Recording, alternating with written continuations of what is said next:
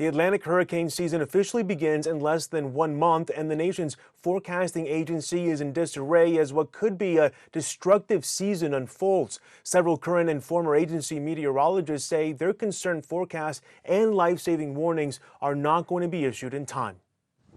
Andy Hazelton is a hurricane hunter who was working out of the National Hurricane Center in Miami. We're not really doing policy for the most part. We're just, especially the Weather Service, just trying to get this life-saving information out there. He's flown into the eye of the storm countless times, including Hurricanes Helene, Dorian, and Ian. You basically fly through the storm 3 to 4 times, and then the forecasters are getting that data in real time. They're using that for their advisories to tell people, hey, this is where the storm is, this is how strong it is. But now he's out of that job. He was one of hundreds of employees at the National Oceanic and Atmospheric Administration, or NOAA, whose roles were terminated as part of the Trump administration's efforts to slim down the federal government.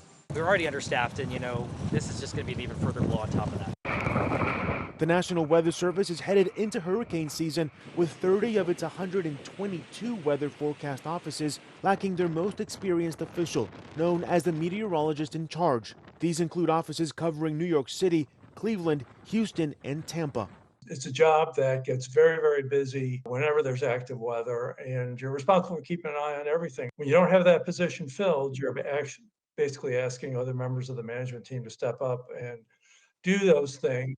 And when the weather is getting very active, it's very hard to keep up with that. Further cuts to NOAA are in the works, though the NWS may not suffer the brunt of that next round, according to internal federal documents.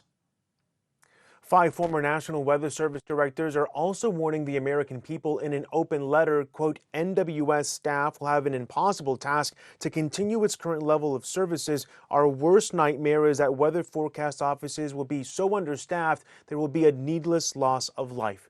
For City News, I'm Ivan Rodriguez.